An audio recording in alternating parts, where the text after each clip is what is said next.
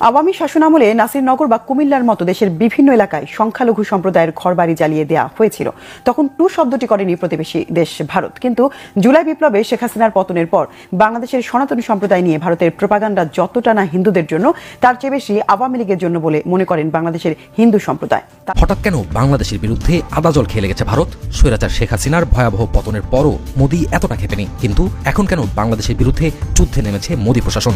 দিল্লির কোন দুর্বল জায়গায় আঘাত এনেছে ডক্টর ইউনূস? অভিনন্দন জানাচ্ছি এবং আমি আশা করব। সম্মানিত দর্শক শ্রোতা, আসসালামু আলাইকুম। নতুন একটা নিউজ ভিডিওতে আপনাদের জানাচ্ছি স্বাগতম। এইমাত্র পাওয়া তাজা এবং গরম খবর। আজকের এই ভিডিওটি কেমন হতে চলেছে আপনারা ভিডিওর অংশ বেশি দেখে ইতিমধ্যে বুঝে গিয়েছেন আজকের এই ভিডিওটা কতটা চাঞ্চল্যকর এবং গুরুত্বপূর্ণ।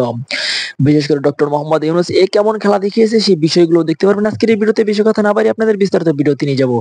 তার আগে আপনাদের কাছে ছোট্ট একটা রিকোয়েস্ট, যারা এরকম লাইভ নিউজ পেতে পছন্দ করেন দ্রুত এই চ্যানেলটি সাবস্ক্রাইব করে আমাদের সাথেই থাকবেন। ইতিমধ্যে যারা চ্যানেলটি সাবস্ক্রাইব করে দিয়েছেন তাদের সকলকে জানাচ্ছি অসংখ্য ধন্যবাদ। সম্মানিত দর্শক শ্রোতা, চলুন তাহলে এই ভিডিওতে লাইক করে বিস্তারিত ভিডিওটি মোবাইলের স্ক্রিন থেকে ধারাবাহিকভাবে একের পর এক দেখে আসি। হঠাৎ কেন বাংলাদেশের বিরুদ্ধে আদাজল খেয়ে লেগেছে ভারত? স্বৈরাচার শেখ হাসিনার ভয়াবহ পতনের পরও মোদি এতটা খেপেনি, কিন্তু এখন কেন বাংলাদেশের বিরুদ্ধে যুদ্ধে নেমেছে মোদি প্রশাসন? দিল্লির কোন দুর্বল জায়গায় আঘাত এনেছে ডক্টর ইউনূস, যে কারণে তেলেবেগুনে জ্বলে উঠেছে হাসিনার প্রভুদেশ ভারত? সামরিক সূত্রে জানা যায়, ভারতের কলিজায় আঘাত এনেছে ডক্টর ইউনূসের এক মহাপরিকল্পনা, যা ঘুম কেড়ে নিয়েছে মোদির। মোদি বুঝে ফেলেছে ডক্টর ইউনূস আন্তর্জাতিক মানের খেলোয়াড়, তাকে মোকাবেলা করাকে বড় চ্যালেঞ্জ হিসেবে দেখছে ভারত। গত 16 বছর দিল্লির কথায় বাংলাদেশে সবকিছু চলেছে, কিন্তু এখন উল্টে গেছে গণেশ। ভারতের এমন কোন একটি দুর্বল জায়গার খোঁজ পেয়েছে ডক্টর ইউনূস, যা সেদেশের গোয়েন্দা সংস্থার মোদি সরকারকে রিপোর্ট করেছে? আর ডক্টর ইউনূসের সেই পরিকল্পনাই মোদিকে পাগল করে তুলেছে। ঘুম হারাম তার প্রশাসনের। বাংলাদেশকে অল আউট করার দিবাস্বপ্ন দেখছে হিংসুক রাষ্ট্র ভারত, কিন্তু বাংলাদেশ জাতিগতভাবে এই মুহূর্তে ডক্টর ইউনূসের নেতৃত্বে এমনভাবে ঐক্যবদ্ধ, যা ভারতের কল্পনারও বাইরে। এতদিন বাংলাদেশকে অঙ্গরাজ্যের মতো করে যাচ্ছেতাইভাবে ব্যবহার করে আসছে দিল্লি। মুক্তিযুদ্ধে বিশেষ সুবিধা দিয়েছে এই দোহাই দিয়ে এতদিন পরোক্ষভাবে বাংলাদেশকে করায়ত্ত করেছে তারা, কিন্তু বৈষম্য বিরোধী ছাত্র আন্দোলনের গণ অভ্যুত্থানের পরই পাল্টে গেছে চিত্র। এখন ভারত বয়কট আন্দোলন দিনকে দিন তীব্র হচ্ছে বাংলাদেশে। যে যত ভারত বিরোধী সে তত দেশপ্রেমী, এই স্লোগান এখন দেশের কোটি কোটি তরুণের মুখে মুখে। তাই ইসকন নেতা চিন্ময় কৃষ্ণ প্রভু আটকের পর থেকেই দুই দেশের বৈরিতা আন্তর্জাতিক রূপ পেয়েছে। সংখ্যালঘুদের উপর হামলার কল্পিত কাহিনী বিশ্বের কাছে তুলে ধরে নালিশ করছে মোদি প্রশাসন, অথচ কট্টরপন্থী হিন্দু রাষ্ট্র ভারত বাংলাদেশের দূতাবাসেও হামলা করতে ছাড়েনি। বিভিন্ন সূত্র বলছে, ইসকন ইস্যু সহ সাম্প্রদায়িক বিষয়গুলো ভারতের পূর্ব পরিকল্পিত। ভারত ইচ্ছা করেই বাংলাদেশকে উত্তেজিত করতে চাইছে, কারণ তারা জেনে গেছে ডক্টর ইউনূসের এক গোপন সামরিক পরিকল্পনার কথা। আর সেই কারণেই ভারত এখন আগের চেয়ে বেশি দাদাগিরি ফলাতে চাইছে।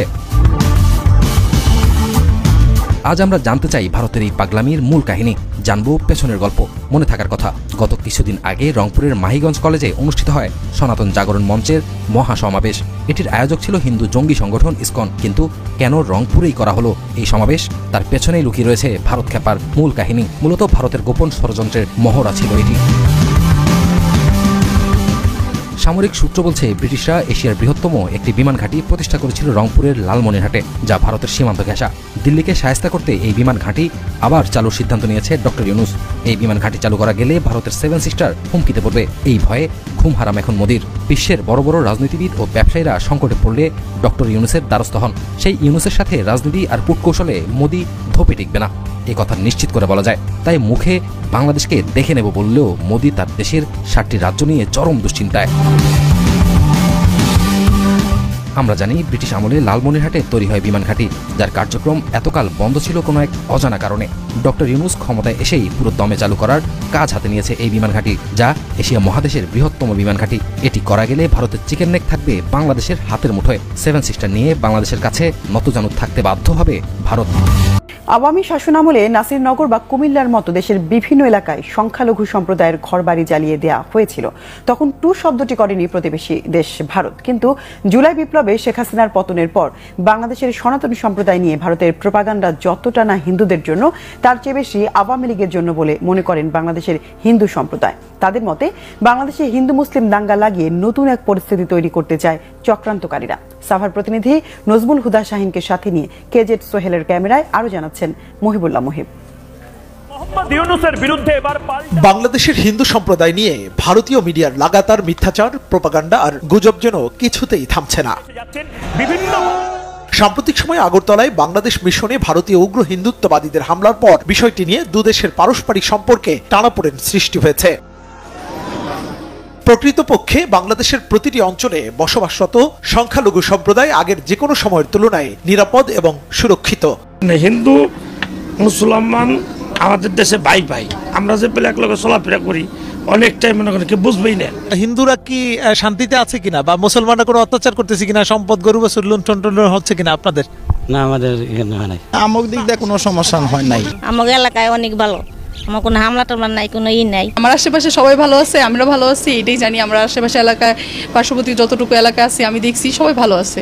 রাজধানী ঢাকার পার্শ্ববর্তী উপজেলা সাভারের নামাবাজার এবং ধামরাই উপজেলার বরদাই গ্রামকে আলাদা করেছে বংশাই নদী। নদীর দুই পাড়েই এখানে লক্ষাধিক হিন্দু সম্প্রদায়ের বসবাস। শেখ হাসিনার পতনের পর কেমন আছেন সনাতন ধর্মাবলম্বীরা? সরেজমিনে কথা বলে জানা যায় অতীতের যে কোনো সময়ের চেয়ে নিরাপদ আছেন এই এলাকার হিন্দু সম্প্রদায়ের মানুষ। হিন্দু মুসলিম সব ভালোই আছি আমরা। আপনাদের মন্দিরে পূজা করতে অসুবিধা হয় না? এই যে পূজা করলাম, কোনো অসুবিধা হয় নাই। বাড়িতে আমরা এখনো পূজা করি, এখনো কোনো সমস্যা হচ্ছে না। আজ পর্যন্ত এই এলাকায় কোনো সমস্যাই হচ্ছে না। আমার মনে হয় কোথাও সমস্যা হচ্ছে না। অন্য জায়গার কথা তো আমরা বলতে পারছি না, বাট আমাদের এই এলাকার মধ্যে এরকম কোনো কিছুই হয়নি। না জেনে এরকম নিউজ করা ঠিক না। ওরাও হয়তো ভুল তথ্য পাচ্ছে, এই জন্য সেই তথ্যের ভিত্তিতে তারা নিউজ। ডক্টর মোহাম্মদ ইউনূস অন্তর্বর্তীকালীন সরকার প্রধান, তিনি একটি জাতীয় ঐক্যের ডাক দিয়েছেন। কেন দিয়েছেন? ভারত বাংলাদেশের বিরুদ্ধে আগ্রাসন চালাচ্ছে। এই মুহূর্তে মিডিয়া আগ্রাসন চলছে। ভারতে যে শক্তিশালী মিডিয়া রয়েছে এবং তাদের যে আন্তর্জাতিক লবিস্ট গ্রুপ রয়েছে, সবাই বাংলাদেশের বিরুদ্ধে দশমুখে প্রচার চালাচ্ছে। It's the fundamental and basic problem. যেখানে ভারতে হিন্দু টেলিগ্রাফ, হিন্দুস্তান টাইমস, আনন্দবাজার পত্রিকা, বাংলাবাজার পত্রিকা, এরপরে ধরুন ইলাস্ট্রেটেড উইকলি থেকে শুরু করে যত বিখ্যাত পত্রিকা রয়েছে, ইন্ডিয়া টুডে, সে সকল পত্রিকার প্রিন্ট ভার্সন, সেই সকল পত্রিকার যাকে বলা হয় ফেসবুক ভার্সন, অনলাইন ভার্সন এবং ইউটিউবের যে মাল্টিমিডিয়া চ্যানেল দিয়ে যাচ্ছে বাংলাদেশের বিরুদ্ধে এবং ডক্টর মোহাম্মদ ইউনূসের বিরুদ্ধে এহেন অশালীন এবং এহেন কুরুচিপূর্ণ বক্তব্য নেই যেগুলো তারা বলছে না। তার ব্যক্তিগত জীবন, তার ধর্মীয় জীবন, তার ব্যর্থতা, তাকে নিয়ে মানে এমন সব কথা, ওগুলো যদি আমার সম্পর্কে বলা হতো, আপনার সম্পর্কে বলা হতো, ভারতের মতো একটা জায়গাতে মুহূর্তের মধ্যে আমরা অস্থির হয়ে পড়তাম, পাগল হয়ে পড়তাম। একটি কাজ করা হচ্ছে। দ্বিতীয়ত, যে প্রচারণাগুলো করা হচ্ছে ব্যক্তি ইউনূস, তার সরকার, তার সঙ্গে সঙ্গে সমন্বয়ক, তাদেরকে কেন্দ্র করে, এগুলো একটা ফেজ। দ্বিতীয় ফেজ এই প্রচার প্রোপাগান্ডায় বাংলাদেশের সংখ্যালঘু নির্যাতন। আর তৃতীয় হলো চিন্ময় প্রভু নামক যে ইসকন নেতা বাংলাদেশে আছেন, তার গ্রেপ্তার নিয়ে এবং গ্রেপ্তার পূর্ববর্তী এবং পরবর্তী বিভিন্ন ঘটনা নিয়ে নানা রকম প্রচার প্রোপাগান্ডা এমনভাবে চালাচ্ছে যা শুনলে ভারতের যে কোনো মানুষের, যে কোনো নাগরিকেরই বাংলাদেশ সম্পর্কে খারাপ ধারণা আসবে। এই গেল একটা, মানে প্রচার এবং প্রোপাগান্ডার। দ্বিতীয় যে বিষয়টি, সেটা হলো সীমান্তে সৈন্য সমাবেশ। এটা আমরা কিছুই জানি না, বিকজ আমাদের সেনাবাহিনীর পক্ষ থেকে এই ব্যাপারে কোনো কিছু কথা বলা হয়নি। কিন্তু ভারতীয় পত্রপত্রিকা, মিলিটারি জার্নাল থেকে শুরু করে অন্য সব জায়গাতে যে কথা বলা হচ্ছে যে বাংলাদেশের বিভিন্ন সীমান্তে তারা সৈন্য সমাবেশ করেছে। কত? 35,000 সৈন্য। 3 নম্বর কি করেছে? 3 নম্বর হলো তারা তাদের উগ্র হিন্দু লোকদেরকে খেপিয়ে দিয়েছে। তাদের বড় বড় নেতা, বিজেপির বড় বড় নেতা বিভিন্ন সীমান্তে তারা জড়ো হচ্ছে, বাংলাদেশে ঢুকে পড়ার অভিনয় করছে, চেষ্টা করছে। বিএসএফ এর সঙ্গে, মানে ভারতীয় সিকিউরিটি ফোর্সের সঙ্গে তাদের ধাক্কাধাক্কি হচ্ছে। এবং এই সকল বিষয়াদি আবার তারা পত্রপত্রিকার মাধ্যমে, মাল্টিমিডিয়ার মাধ্যমে সারা দুনিয়াতে ছড়িয়ে দিচ্ছে। 4 নম্বরে যে কাজটি তারা করেছে সেটি হলো তাদের উগ্র সমর্থকদের দ্বারা 2টো হাইকমিশন অফিস, কলকাতাতে যেটি রয়েছে ডেপুটি হাইকমিশন অফিস, আর আগরতলাতে আমাদের একটা ছোট্ট হাইকমিশন আছে, সহকারী হাইকমিশনার এরকম মানে কনসুলেট বলা হয়। তো সেখানে আক্রমণ চালিয়েছে এবং ভিতরে ঢুকে তাণ্ডব চালিয়েছে। এবং এগুলো নিয়ে সংগতির কারণে আমাদের বাংলাদেশের মধ্যে ব্যাপক উত্তেজনা এবং আমাদের যে রাজনৈতিক বিভেদ এবং বিসংবাদ ছিল এগুলো বাদ দিয়ে, ইউনূস সরকারের ব্যর্থতাকে বাদ দিয়ে, নির্বাচনকে বাদ দিয়ে, এখন চলমান সংস্কারকে বাদ দিয়ে এখন আমরা শুধু সবাই ভারতকে নিয়ে ব্যস্ত হয়ে পড়েছি। এটার পিছনে কি কোনো খেলা আছে, নাকি এটি কোনো চক্রান্ত? এটি কি শেখ হাসিনার পক্ষে করা হচ্ছে না বিরুদ্ধে করা হচ্ছে, নাকি ডক্টর মোহাম্মদ ইউনূসের পক্ষে করা হয়েছে? এটা নিয়ে আমি কথা বলবো।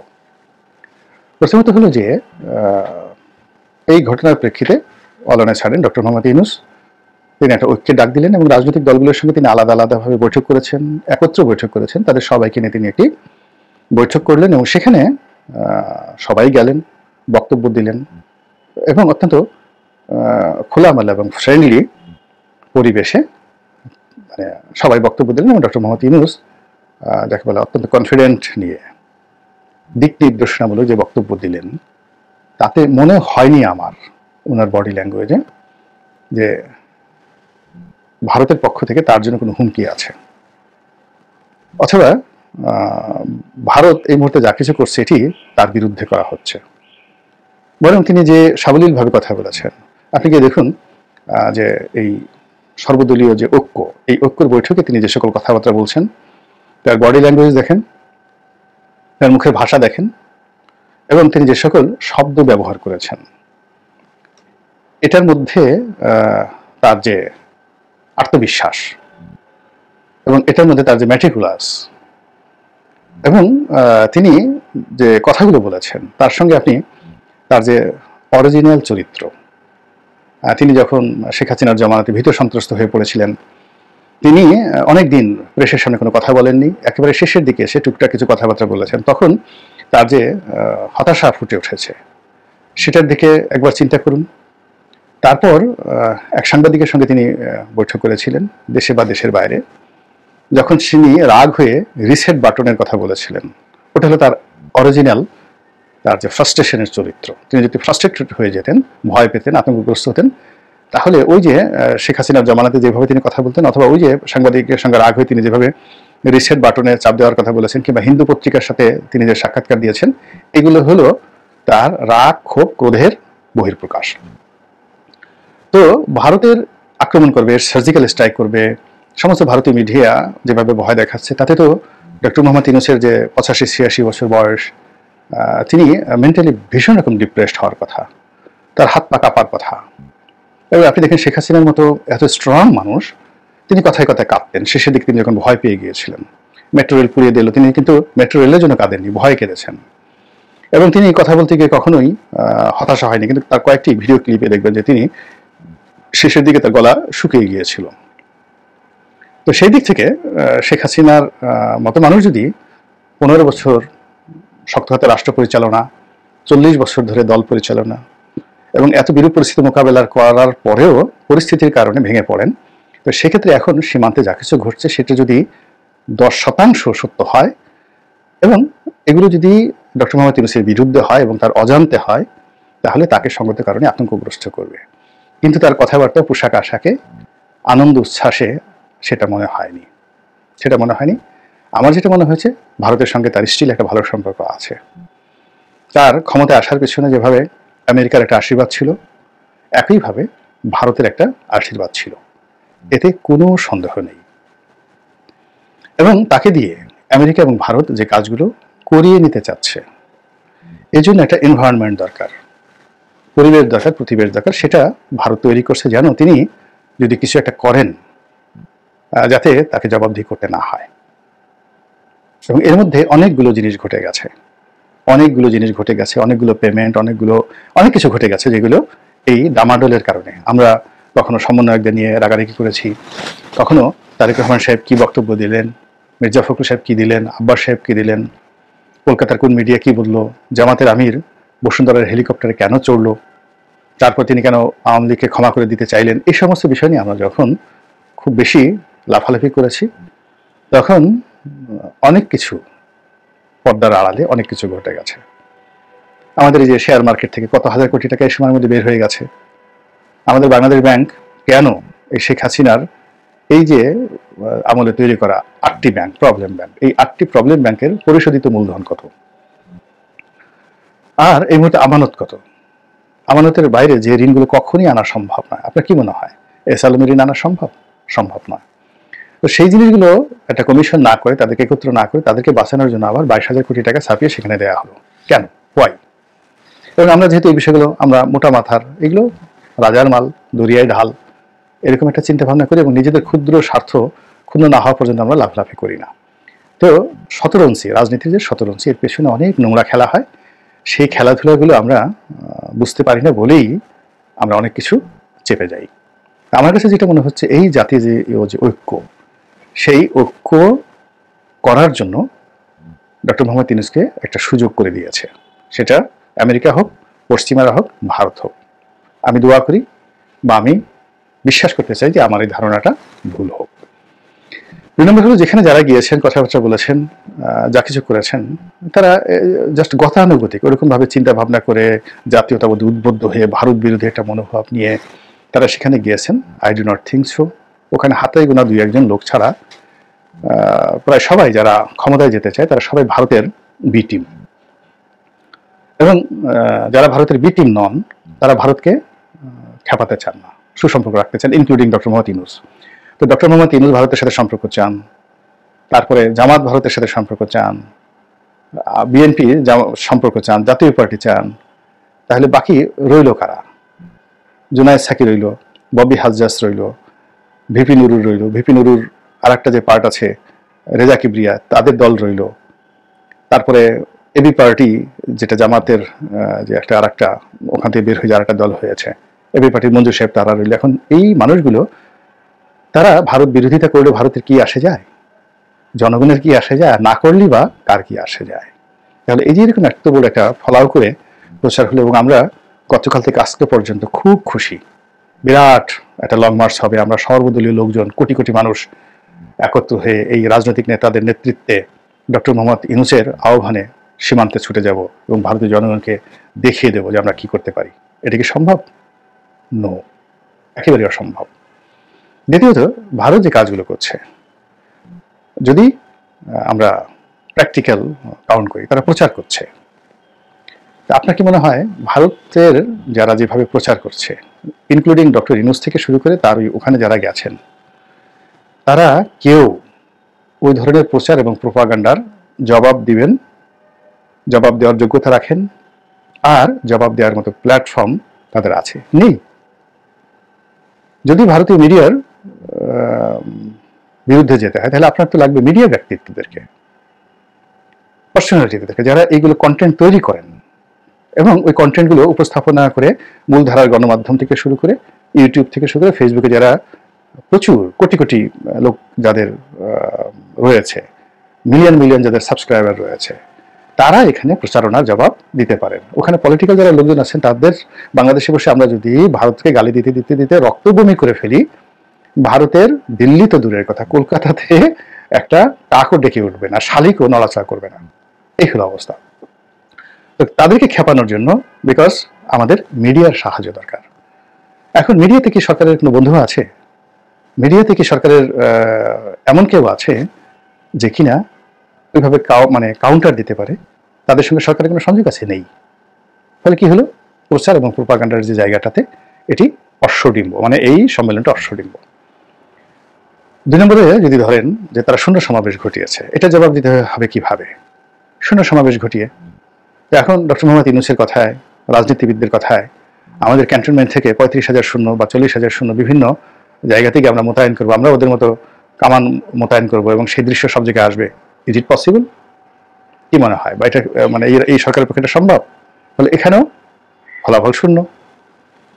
এরপরে যারা রাজনৈতিক নেতৃবৃন্দ রয়েছেন, তাদের যদি রাজনীতির ওয়েট ধরেন, যারা ওখানে গিয়েছেন, ওই অনুষ্ঠানে গিয়েছেন, তারা একটা বক্তব্য দিলেন ভারতের মমতা ব্যানার্জি একটা বক্তব্য দিলেন, শশী থারুর একটা বক্তব্য দিলেন, অমিত শাহ একটা বক্তব্য দিলেন, ডক্টর ইউনূস একটা বক্তব্য দিলেন, আর নরেন্দ্র মোদী একটা বক্তব্য দিলেন।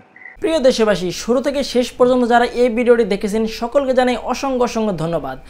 যারা এরকম নিউজ ভিডিও পেতে পছন্দ করেন তারা অবশ্যই এই চ্যানেলটি সাবস্ক্রাইব করে পাশে থাকা বেল আইকনটি বাজিয়ে দিবেন। যারা এখন এই ভিডিওটি শেয়ার করেননি, এই ভিডিওটি দ্রুত শেয়ার করে সকলকে দেখার সুযোগ করে দিন।